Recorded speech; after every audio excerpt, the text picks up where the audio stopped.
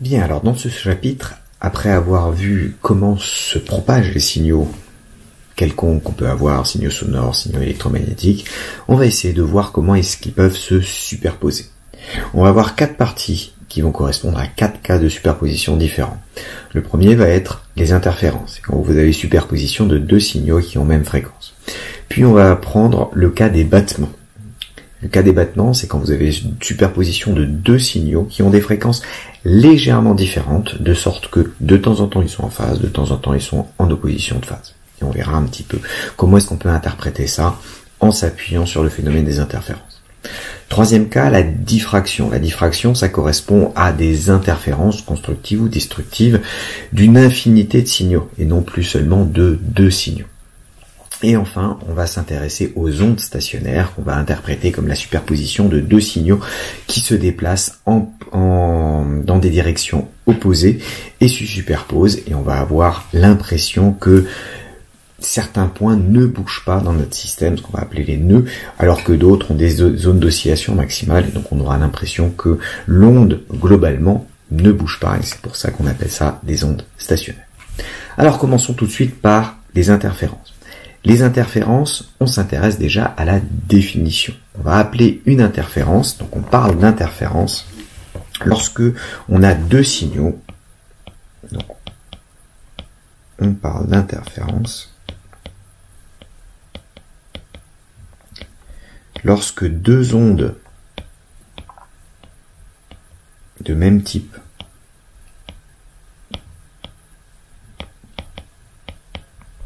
donc il faut que ce soit même fréquence,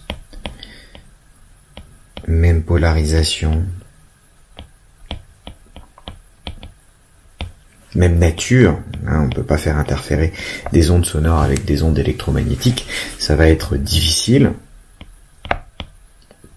Donc quand 2 ondes de même type se rencontrent et interagissent entre eux.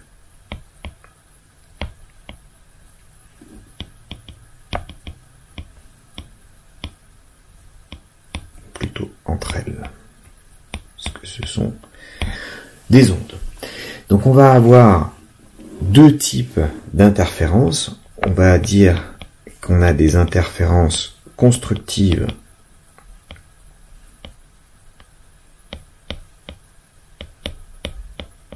quand les 2 ondes vont avoir tendance à se renforcer l'une l'autre.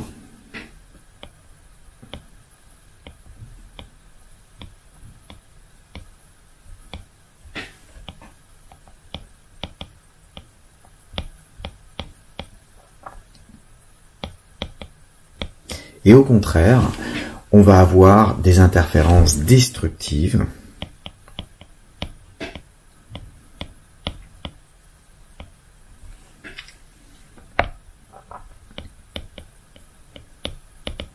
quand ces 2 ondes vont avoir tendance à se compenser l'une l'autre. Donc, quand les 2 ondes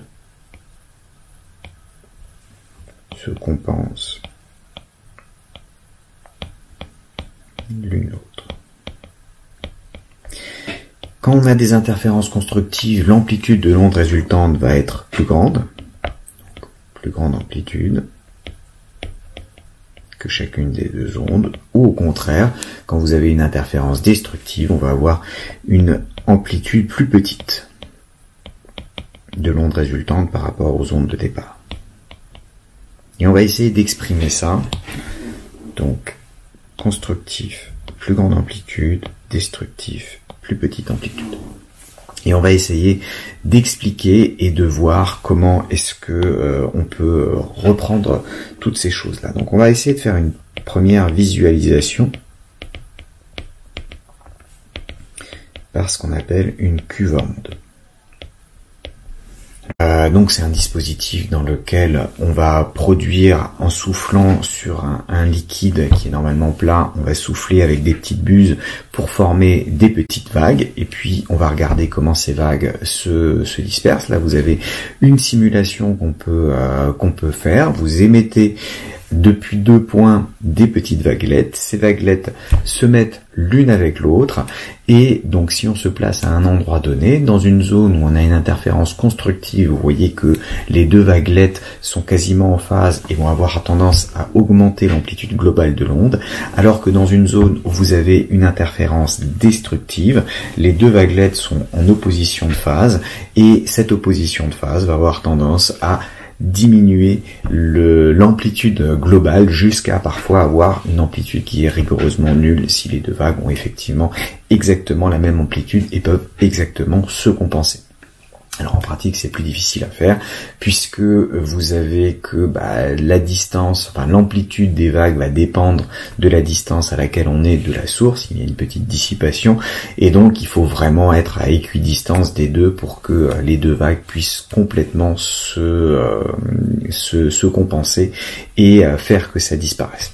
Néanmoins, vous pouvez jouer avec la petite animation, vous aurez le lien dans les notes de cours, pour essayer d'avoir une intuition de comment est-ce que ça fonctionne et puis comment est-ce que vous pouvez essayer d'avoir une intuition de ces histoires d'interférence.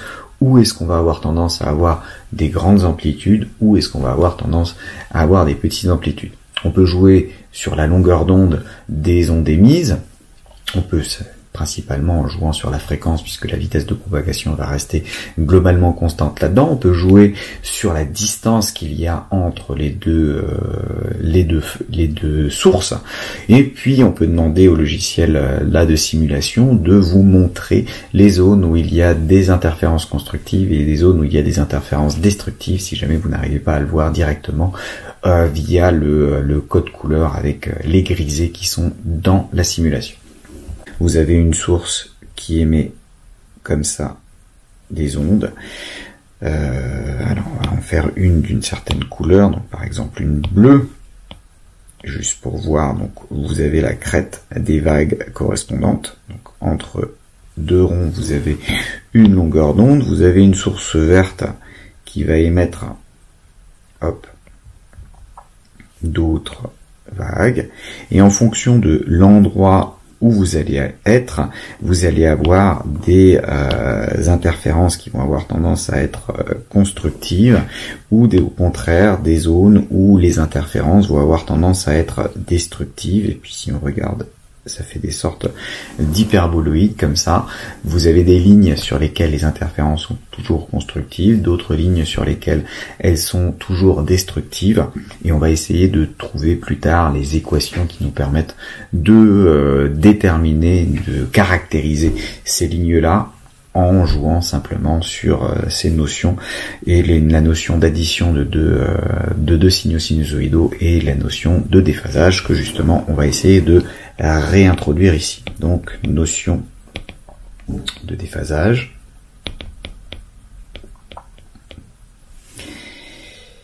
Hop. En vert. Donc cette notion de déphasage. Alors on dispose de 2 signaux. On a U1 de T qui va s'écrire à A1 cosinus oméga T plus phi1 avec phi1, la phase à l'origine correspondante. Et on a U2 de T qui va être du A2 cosinus oméga T plus phi2. Alors à noter que j'ai le même oméga dans les 2 cas. Ça correspond aux signaux de même nature, de même caractéristiques que je suis obligé d'additionner. Je peux avoir des amplitudes qui sont différentes, je peux avoir des phases à l'origine qui sont différentes, mais pour pouvoir raisonner comme on va le faire en superposition et puis avoir quelque chose qui tient au niveau du temps, on va voir qu'il nous faut d'avoir la même fréquence, la même pulsation pour les 2 signaux. Donc ça, c'est une condition nécessaire pour avoir des interférences. Alors, on va avoir que la quantité phi qui va s'écrire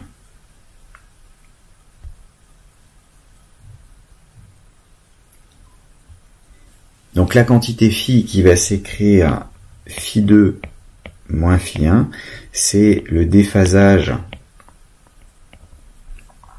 de U2 par rapport à U1. Donc par définition, bien sûr, phi 1 moins phi 2, ce sera le déphasage de U1 par rapport à U2, et ça va valoir l'opposé. Et on a que si phi est positif, alors U2 est en avance sur U1. Si phi est négatif, alors U2 est en retard sur U1. Alors bien sûr, avec phi qui appartient à moins pi pi. Pour être cohérent, donc on se met soit une demi-période devant, une demi-période derrière, et donc il y a toujours le moyen mémotechnique, être en avance c'est plutôt positif, au contraire être en retard c'est plutôt négatif, ce qui vous permet de retrouver cette caractérisation. Alors est-ce qu'on peut essayer de voir à quoi ça correspond et pourquoi est-ce que justement ce caractère-là, qu'on avait déjà décrit en fait quand on essayait de déterminer justement les phases à l'origine par rapport au cosinus pur, hein, si vous prenez un cosinus pur par exemple pour U1, ça revient à dire phi 1 égale 0, et puis on avait bien que phi 2 positif voulait dire que le système était en avance sur un cosinus pur, alors que négatif il va être en retard. Donc si on prend une évolution temporelle, et que on a deux signaux, alors on va dire que U1 il est en bleu et U2 il est en vert. Donc par exemple j'ai U1 qui fait quelque chose comme ça, et j'ai U2 qui va faire allez, on va le faire passer par 0 là, là, là, puis on va le faire des plus petites amplitudes, hop, comme ça. Alors la question est de savoir qui est en avance sur qui. Alors bien sûr, on pourrait déterminer en fait le déphasage phi 1, enfin la phase à l'origine phi 1, la phase à l'origine phi 2, et puis faire la différence. Mais il y a plus rapide pour réussir à le faire. Donc je vous rappelle que U2 est en vert et U1 est en bleu. Réfléchissez 2 secondes déjà pour savoir si U2 est en avance ou en retard sur U1. Comment est-ce que ça se fait? Vous avez la réponse? Vous êtes sûr? Alors, là, vous avez que U2 est en avance sur U1. Pourquoi? Parce que si vous regardez quand est-ce que U2 passe par son maximum, c'est là, à peu près. Et c'est avant que U1 passe son maximum. C'est une évolution temporelle que vous avez, donc vous voyez que U2 passe par son maximum avant. Alors, des esprits chagrins pourraient me dire que bah oui, mais enfin bon, là j'ai le maximum de U1 et le maximum de U2 il est là, il est après. Oui, mais ce temps-là, ce delta t là, il est supérieur à une demi-période. Donc en fait, on va pas le considérer. Moi, ce que je veux, c'est un delta t qui est inférieur à une demi-période. Donc un décalage de temps entre deux passages de maxima qui serait inférieur à une demi-période, donc inférieur à t sur 2, et à ce moment-là, vous voyez que j'ai bien le maximum correspondant de U2 qui se fait avant le maximum correspondant de U1, donc U2 va être en avance sur U1. Pour avoir le déphasage, phi, ça va être en fait une fraction de 2pi, et cette fraction-là va correspondre justement à ce delta t. C'est delta t comparé à une période. Si j'ai un retard de pi ou une avance de pi par rapport à l'autre système, non, pardon. Si j'ai une avance d'une période complète, en fait, je suis en phase, et donc j'ai une avance de 2pi, ou un retard de 2pi, et donc vous voyez que delta t sur t, ça vaut 1, et donc j'ai une fois 2pi. Si je suis au même endroit, j'ai delta t qui vaut 0, je suis en phase, j'ai un déphasage nul, et si maintenant j'ai un delta t inférieur à 2pi, je vais avoir la fraction de retard correspondant. On va voir que ça peut s'écrire aussi 2pi sur t, multiplié par ce décalage delta t, et donc ça s'écrit oméga fois delta t. Et là j'ai la valeur absolue en fait de ce déphasage. Ici vous avez phi qui est positif parce que U2 il est en avance sur U1. Donc ici, phi il est directement égal à mon oméga delta t. On va essayer de démontrer ça en termes, ça c'est un terme un petit peu intuitif, on va essayer de démontrer ça en termes mathématiques. Alors, si je reprends mon U2, vous voyez que c'est la même chose que U1 à condition de me placer sur un deuxième système d'axes qui va être légèrement décalé, à peu près de cette quantité-là. Si je me mets ici avec un T', vous voyez que mon U1 qui fait sa montée comme ça est exactement la même chose que mon U2 pardon qui fait sa montée fait exactement la même montée que le U1. La seule chose qui change c'est l'amplitude où il arrive, mais il y a le même temps qu'il y a entre le moment où ça démarre ici et le moment où on arrive au maximum, et pareil pour celui-là. Et en fait le décalage qu'il y a, ça va être le même delta t qu'on a pris tout à l'heure. Bon, appelons T0 la position ici de T correspondant. Alors ici, vous avez que T0 il est négatif, puisqu'il a fallu que je décale le système d'axe vers la gauche pour avoir exactement le même comportement. Si j'ai le même comportement, ça veut dire que mon cosinus, il s'écrit cosinus oméga t' plus phi 1, puisque j'arrive ici avec du A2 cosinus phi 1, de la même manière que ici j'avais du A1 cosinus phi 1. Hein, donc j'ai le même déphasage, mais par rapport à un cosinus dont l'origine est pris en T' égale 0. Ce T', ici, mon T' qui est en rouge, là, ce T', c'est T moins T0. Toujours. Alors là, T est négatif. Ça veut dire que si je me place à un endroit quelconque ici, je vais avoir là la quantité T, là la quantité T' au même endroit. Et vous voyez que T' il est plus grand que T, ce qui veut dire que c'était moins une quantité négative, donc plus une quantité positive. Donc j'ai bien du T', c'est T moins T0, avec T0, l'origine, la nouvelle origine des coordonnées temporelles. C'est le même raisonnement en fait que dans le chapitre précédent, quand on essayait de déterminer et de bouger la fonction. Et donc on avait un T retard correspondant. Donc là j'ai un T retard négatif, donc en fait je suis en avance, mais un T retard T0. Donc, quand je l'écris, ce truc-là, vous voyez que ça s'écrit A2 cosinus de oméga T moins T0 plus phi 1. Et ça me fait du A2 cosinus oméga T, auquel j'ajoute phi 1 moins oméga T0. Et ce truc-là, c'est ce que j'ai appelé phi 2. Dans la définition de U2, le terme ici, en complément du oméga t, c'est la phase à l'origine phi 2. Au moins un facteur à un modulo de pi, mais on va se placer à chaque fois avec, de sorte que ce soit bien dans le bon sens. Alors, si maintenant je calcule phi, qui vaut, par définition, phi 2 moins phi 1, et que j'ai identifié que phi 2, c'était phi 1 moins oméga t0, et je lui soustrais phi 1, vous voyez que les deux phi 1 se simplifient, et je me retrouve avec du moins oméga t0.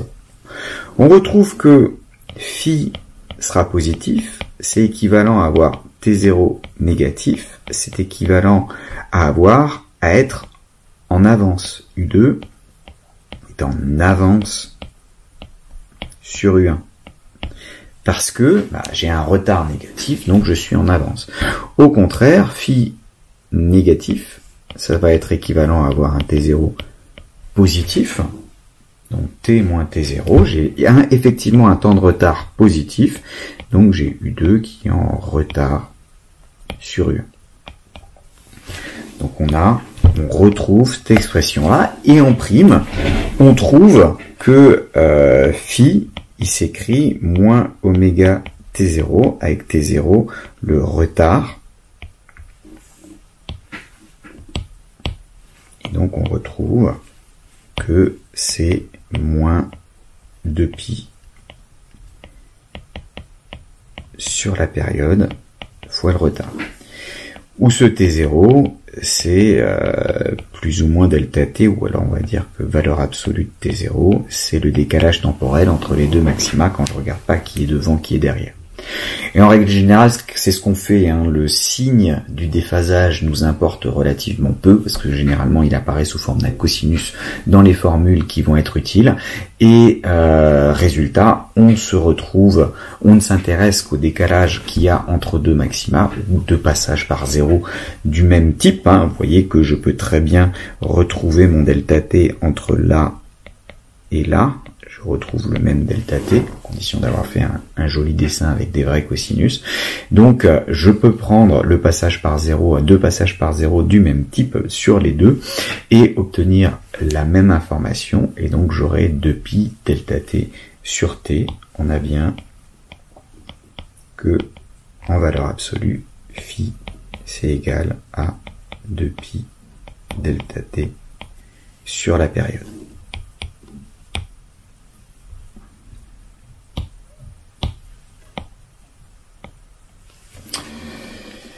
Alors, juste un truc que j'ai oublié de dire ici. Là, vous voyez, le vert est en avance sur le bleu, mais en fait, il pourrait très bien être en retard de plus d'un tour. Vous vous souvenez quand je vous ai parlé des tours de stase, quand vous avez des gens qui sont en train de tourner en rond sur un stade, hop, vous avez votre stade comme ça, ils font un 5000 mètres par exemple, et puis il y a un bonhomme ici, hop, la ligne d'arrivée elle est là, et puis il y a un autre bonhomme ici. La question, là, qui est en avance sur qui? Si vous prenez la photo, vous n'avez pas d'autres informations, vous dites que le bleu a passé la ligne d'arrivée avant le jaune, il est en avance sur le jaune.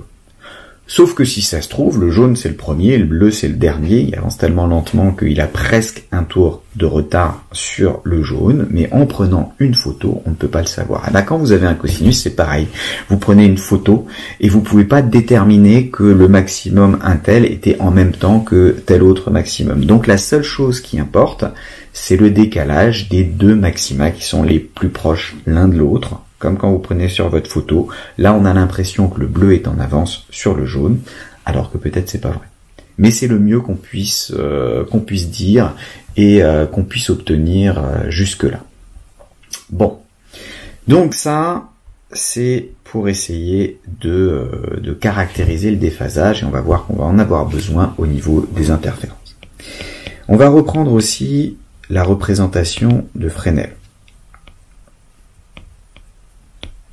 dont on parle en électricité, et qui permet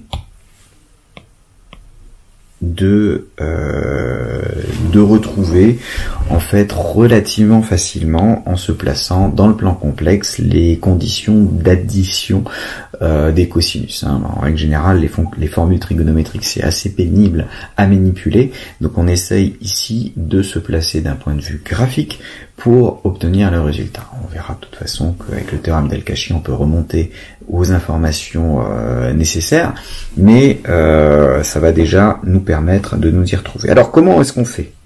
On se place dans un plan complexe, où là on a la partie imaginaire, l'axe imaginaire, et là on a l'axe des réels. Et vous savez que si on a un complexe Z qui s'écrit R exponentielle Iθ, je peux le remplacer, je peux l'écrire comme une flèche ici de longueur R et d'argument θ qui correspond en fait à ma représentation en coordonnées polaires comme en mécanique. Donc quand je suis là, l'écriture trigonométrique, je vais avoir du r cos θ plus du i sinus θ. Donc en particulier, quand je prends la partie réelle de z, j'aurai du r cos θ. Donc on pose une expression U1 complexe sous la forme l'amplitude exponentielle j oméga t plus phi 1. Alors on passe aussi en mode physicien où on n'utilise pas le i complexe parce que comme on l'utilise souvent en électricité, i ça a déjà un sens, donc on utilise autre chose. Donc on va passer à l'utilisation de j, voilà, celui-là, avec jj qui vaut moins 1, bien sûr. Donc si on considère cette fonction du plan complexe, c'est-à-dire qu'il y a t, une variable réelle, associe le nombre complexe à 1 exponentielle j oméga t plus phi 1, à ce moment-là, vous remarquez qu'automatiquement, la partie réelle de ce U1 complexe, c'était mon U1 de t, c'est-à-dire A1 cosinus de l'argument qui est ici, donc de oméga t plus phi 1, exactement ce que j'ai donné comme expression. De la même manière, je vais pouvoir passer U2 et dire que ça va être A2 exponentielle j oméga t plus phi 2, de sorte que la partie réelle de U2, c'est U2 de t, c'est-à-dire A2 cosinus oméga t plus phi 2. Bon, quel est l'intérêt? C'est que ces deux notations, ces deux grandeurs complexes, on va garder le bleu pour U1 et le vert pour U2, ces deux grandeurs complexes, je peux les représenter dans cette figure de Fresnel, avec l'axe imaginaire et l'axe réel. Donc par exemple, si j'ai U1, si on prend l'exemple qu'on avait tout à l'heure, alors je me place à t égale 0, on réfléchira à qu'est-ce qui va se passer par la suite. Vous voyez que cette écriture-là, à t égale 0, elle peut s'écrire A1 exponentielle j phi 1, enfin à tout t fois exponentielle j oméga t, et exponentielle j oméga fois 0, ça me fait exponentielle de 0, ça fait 1, et donc finalement il me reste juste le A1 exponentielle j phi 1, si je me place en at égale 0, correspond à l'amplitude complexe. Donc je le dessine, j'ai une longueur A1, et puis un angle ici phi 1. Donc on a ça, on réfléchira après pour savoir si c'est cohérent avec mon dessin de tout à l'heure. Et j'avais dit que U2, il était légèrement en avance sur U1. Donc j'ai un phi 2 qui est plus grand, puisque phi 2 moins phi 1, ça doit être positif. J'ai une longueur A2. Et vous voyez ici que l'on peut représenter nos deux grandeurs. La question c'est, qu'est-ce qui se passe si je m'intéresse à l'addition des deux? Donc pour avoir U1 de t plus U2 de t, donc en termes de cosinus, il y a des amplitudes différentes, il y a des phases qui sont différentes, puisque j'ai un phi 1, j'ai un phi 2. Il faudra regarder avec les oméga t, les formules dont on met tout ensemble, c'est vraiment compliqué. Eh bien d'un point de vue graphique, ça va être beaucoup plus simple, puisque les complexes, quand ils se somment, c'est simplement ça. Donc si je prends la partie réelle de U1 complexe plus U2 complexe, je considère la somme des deux, vous voyez que par linéarité de la partie réelle, c'est la partie réelle de U1 complexe plus la partie réelle de U2 complexe. Et donc, ça me donne justement U1 de t plus U2 de t. Donc, U1 complexe plus U2 complexe, c'est bien la représentation complexe du système U total de t qui vaut U1 plus U2.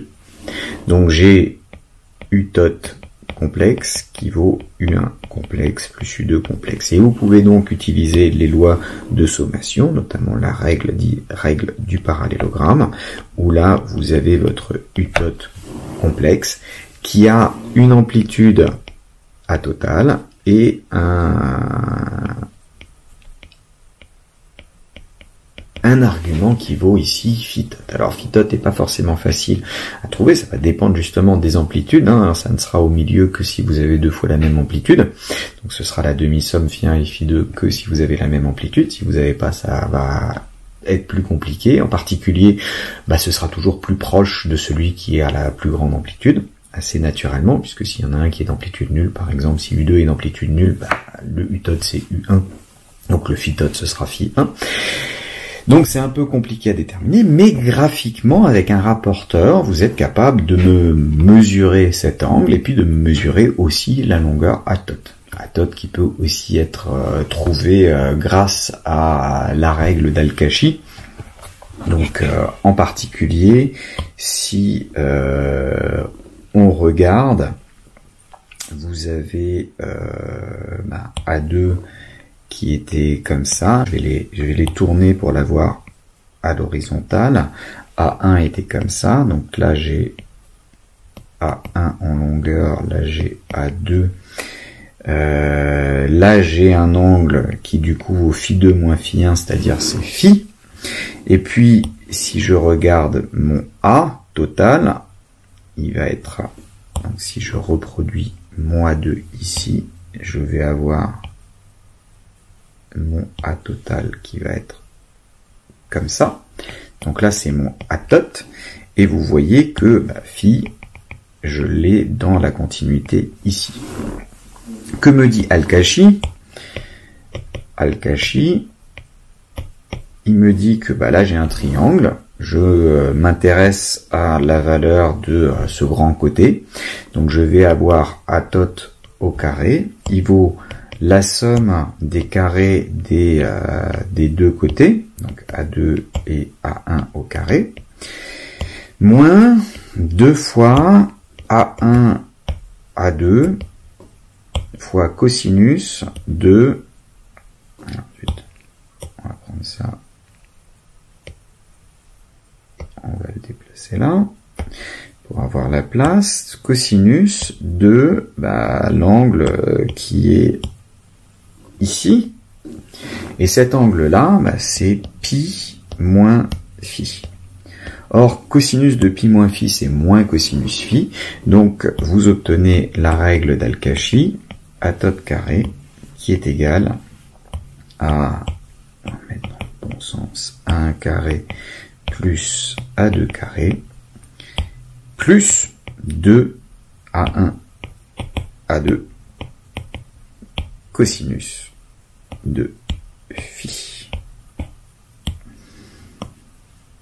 Alors vous vous souvenez aussi comment, si vous ne trouvez plus l'expression de Al-Kashi, vous prenez des points A, B, C, vous faites la somme vectorielle, vous dites que AC au carré, la norme de AC, c'est AC scalaire AC, que AC c'est AB plus BC scalaire AB plus BC, avec le point B qui est le point ici, et vous voyez automatiquement ce qui va ressortir. Il va ressortir un double produit avec un produit scalaire, faire intervenir naturellement cet angle phi en fait, qui va apparaître directement. Donc ça nous permet d'obtenir l'amplitude en fonction du déphasage. Et vous voyez que ça dépend du cosinus de l'angle, et donc finalement le signe du déphasage ne va pas nous importer qu'il soit positif ou négatif, ça va être la même chose. Donc en règle générale, on s'intéresse juste au calcul de la valeur absolue du signe.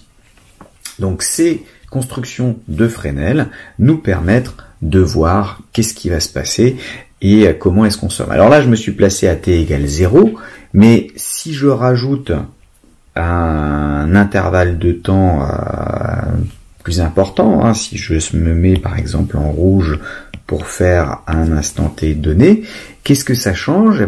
Tout simplement, je rajoute oméga t dans l'argument. Donc en fait, je fais une rotation globale de mon système. Donc là, j'ai la rotation de A1, là j'ai la rotation de A2. Du coup, j'ai la rotation de A tot qui va être là avec la même règle du parallélogramme. Et j'ai en fait exactement les mêmes propriétés, c'est-à-dire que la longueur, l'amplitude totale de la somme va être indépendante du temps. J'aurai toujours la même chose. C'est ça qui est important, et c'est pour ça qu'en fait on a besoin, c'est parce que les différentes flèches, la flèche qui correspond à A1, la flèche qui correspond à A2, ces flèches tournent ensemble, et comme elles tournent à la même vitesse, la somme par règle du parallélogramme vous donne toujours la même distance qui va rester, et donc on a toujours le même résultat indépendamment du temps. Quand on va faire justement changer légèrement les pulsations, on va se placer à une pulsation commune et puis on va dire c'est le déphasage qui varie lentement au cours du temps, et donc on va pouvoir changer la taille de votre parallélogramme, ce qui va changer globalement la position du atote correspondant.